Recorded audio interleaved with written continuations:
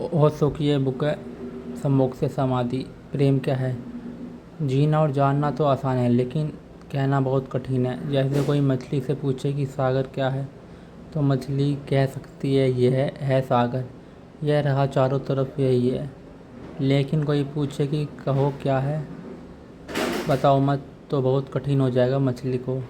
आदमी के जीवन में भी जो श्रेष्ठ है, सुंदर है और सत्य है, उसे जिया जा सकता है, जाना जा सकता है, हुआ जा सकता है, लेकिन कहना बहुत मुश्किल है। और दुर्घटना के दुर्भाग्य वह है कि जिसमें जिया जाना चाहिए, जिसमें हुआ जाना चाहिए, उसके संबंध में मनुष्य जाति 5-6 हजार वर्ष के केवल बातें कर रही है।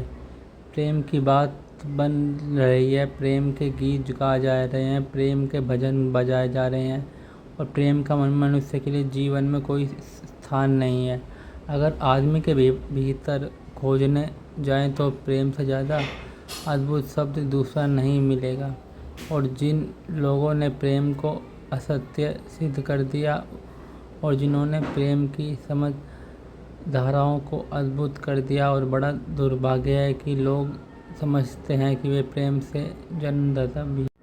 धर्म प्रेम की बातें करता है, लेकिन आज तक जिस प्रकार का धर्म मनुष्य जाति के ऊपर दुर्भाग्य की भांति छाया हुआ है, उस धर्म ने ही मनुष्य के जीवन में प्रेम के गारे द्वारा बंद कर दिए हैं।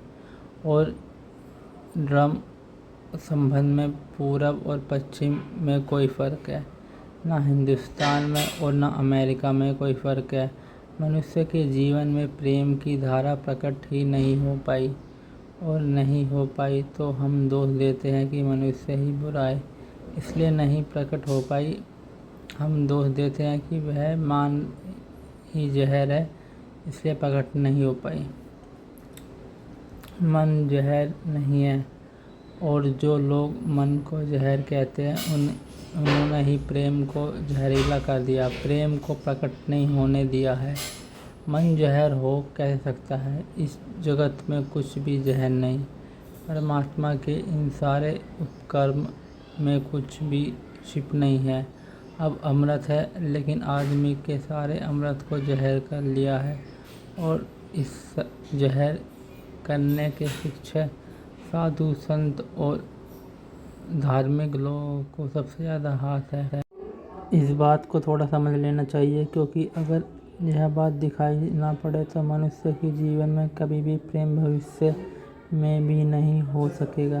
क्योंकि जिन कारणों में प्रेम नहीं पैदा हो सका, उन्हीं कारणों को हम प्रेम प्रकट करने का आधार और कारण बना रहे हैं।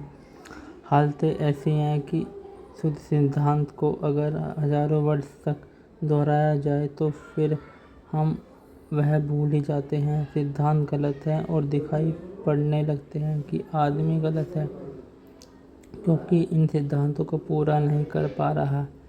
मैंने गुना है, एक सम्राट के महल के नीचे एक पंखा बेचने वाला गुजरा था।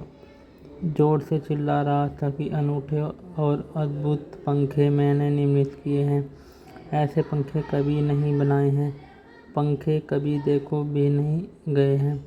सम्राट ने खिड़की में झांक कर देखा, कौन है अनूठे पंखे ले आया है। सम्राट के पास सब तरह के पंखे थे, दुनिया के कोने कोने से मिल सकते थे। और नीचे देखा, गलिवर में खड़ा हुआ एक आदमी साधारण 2 पंखे होने से चिल्ला रहा था, अनूठे अद्भुत दिए।